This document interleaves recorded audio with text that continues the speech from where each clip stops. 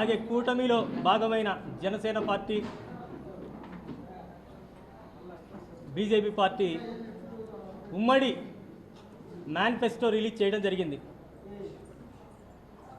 ఆ మేనిఫెస్టోలో అనేక రకాలైన ఉచిత పథకాలు, లెక్కకు మించి లక్షల కోట్లకు హామీలు మేనిఫెస్టోలో పొందుపరచడం జరిగింది. అందులో ముఖ్యంగా ఈ రాష్ట్రంలో 56% ఉన్న బీసీలకి చంద్రబాబు నాయుడు గారు రక్షణ చట్టం, బీసీలకు రక్షణ చట్టం అని చెప్పి ఒకటి పొందుపరచడం జరిగింది. అలాగే 50 సంవత్సరాలు దాటిన బీసీలకి పెద్ద మొత్తంలో పెన్షన్ ఇస్తానని చెప్పి చెప్పడం జరుగుతుంది. మరి నేనైతే బీసీ రాష్ట్ర యువజన అధ్యక్షుడిగా ఈ ఎన్డీఏ కూటమిని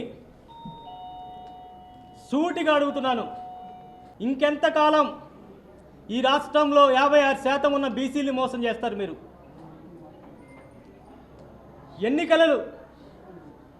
ఎన్నికలు దగ్గర పడగానే చంద్రబాబు నాయుడికి మొదటగా గుర్తుకొచ్చేది గంపగుత్తగా 56% ఉన్న బీసీ ఓట్లే అని చెప్పి చెప్తాను. ఈ 40 సంవత్సరాల్లో బీసీల్ని చంద్రబాబు నాయుడు కాళ్ళ కింద చెప్పులాగా చూశాడు. ఒకళ్ళకిద్దరికి పదవులు ఇచ్చి బీసీలకి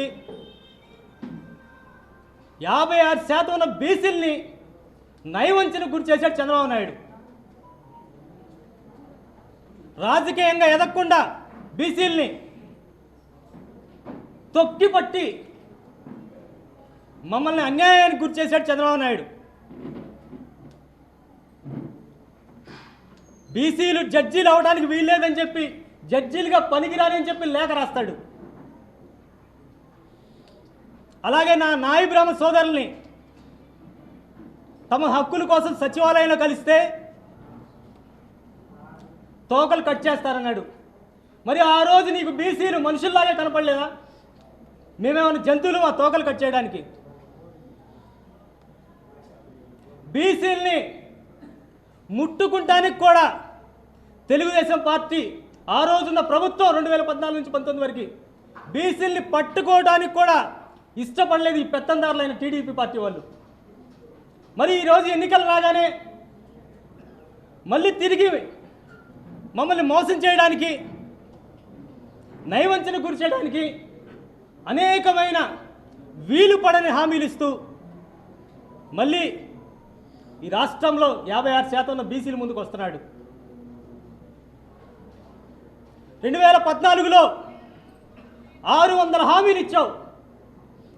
ఏ ఒక్కటైనా సరే అమలు చేసి తీరావా? ఏ ఒక్క హామీ అయినా సరే నువ్వు ఇచ్చిన మేనిఫెస్టోలో 600 హామీలో ఒక్కటైనా అమలు చేసి తీరావా? మేనిఫెస్టోనే వెబ్సైట్ నుంచి తొలగించిన, మేనిఫెస్టోని వెబ్సైట్ నుంచి తొలగించిన అత్యంత దొంగ ఈ చంద్రబాబు నాయుడు, మోసకారి ఈ చంద్రబాబు నాయుడు. అలాగే చంద్రబాబు నాయుడుతో పాటు ఈరోజు బీసీల్ని, కాపుల్ని మోసం చేయడానికి ఈ పవన్ కళ్యాణ్ అనే వ్యక్తి ముసుగేసుకొని నా సోదరులైన కాపు సోదరుల్ని నయవంచనకు గురి చేస్తూ అత్యంత పాశవికంగా ఈరోజు కాపు సోదరుల గొంతుకు వస్తున్నాడు ఈ పవన్ కళ్యాణ్. ఒక రాజకీయ పార్టీ మేనిఫెస్టోని ఒక భగవద్గీతగా, ఒక ఖురాన్గా, ఒక బైబిల్గా గౌరవించాలని చెప్పి చేతల్లో చేసి చూపించింది ఒక్క మగాడు జగన్మోహన్ రెడ్డి గారు మాత్రమే అని చెప్పి ఈరోజు రాష్ట్ర బీసీ యువజన అధ్యక్షుడిగా గర్వంగా చెప్తున్నాను నేనైతే. ఎన్నికలు రాగానే ఏ రాజకీయ పార్టీ అయినా సరే తాయిలాలు హామీలు ప్రకటించడం సర్వసాధారణం. అత్యధికంగా ఉన్న బీసీలను అయితే ఇప్పటివరకు ప్రతి రాజకీయ పార్టీ మోసం చేసుకుంటూ వచ్చింది. కానీ ఈరోజు రాష్ట్రంలో జగన్మోహన్ రెడ్డి గారు తన 2019 మేనిఫెస్టోలో బీసీలకి చెప్పనివి చేయనివి అనేక సంక్షేమ పథకాలు వేల కోట్లు లక్షల కోట్ల రూపాయలతో ప్రవేశపెట్టి ఈరోజు రాజకీయంగా కానీ ఆర్థికంగా కానీ బీసీల్ని శిఖర భాగాన నిలబెట్టి మమ్మల్ని వెన్ను తట్టి ప్రోత్సహించింది జగన్మోహన్ రెడ్డి గారు మాత్రమే. ఈరోజు ఈ రాష్ట్రంలో 56% బీసీలందరూ ఏక నిర్ణయం ఏకపక్షంగా తీసుకున్నాం.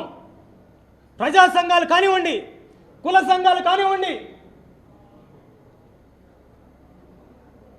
ఈ రాష్ట్రంలో ఎన్నడూ జరగని విధంగా బీసీలకు అభివృద్ధిగా చేసి చూపి వెన్ను తట్టి ప్రోత్సహిస్తున్న ఒక జగన్మోహన్ రెడ్డి గారు మాత్రమే. కాబట్టి రాబోయే రోజుల్లో అన్ని కుల సంఘాలు కానీ ప్రజా సంఘాలు కానీ జగన్మోహన్ రెడ్డి గారి 175కి 170 స్థానాలు గెలిపించడంలో ఈ ప్రజా సంఘాలు బీసీ సంఘాలే జగన్మోహన్ రెడ్డి గారు అండగా నిలవాలని చెప్పి మేమందరం నిర్ణయించుకోవడం జరిగింది. ఈ మీడియా ద్వారా ఈ రాష్ట్రంలో 56% ఉన్న బీసీలందరికీ ఒకటే మాట చెప్తున్నా నేను. చంద్రబాబు నాయుడు అనేవాడు మేనిఫెస్టో ప్రకటిస్తాడు, ఎన్నికలు అయిపోగానే తిరిగి దాన్ని చెత్తబుట్లో పడేస్తాడు. అలాగే మన బీసీలను కూడా ఎన్నికల ముందు మీరే నా బీసీ బలం అని చెప్తాడు, ఎన్నికలు ముగియగానే మనల్ని కూడా చెత్తబుట్లో పడేస్తాడు.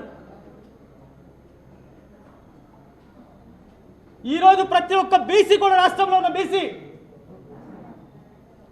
ఏం జరుగుతుంది, ఈ బీసీలకు మంచి ఎవరు చేశారు, ఎవరి హయాంలో రాజ్యాధికారి దిశగా నడిచాం మనం, అనేకమైన ఉన్నత పదవులు మంత్రి పదవులు తన ప్రభుత్వంలో ఎవరు చోటు కల్పించారు అనేది స్పష్టంగా చూస్తున్నారు. రాబోయే రోజుల్లో ఈ రాష్ట్రంలో 56% ఉన్న బీసీలే చంద్రబాబు నాయుడిని మట్టి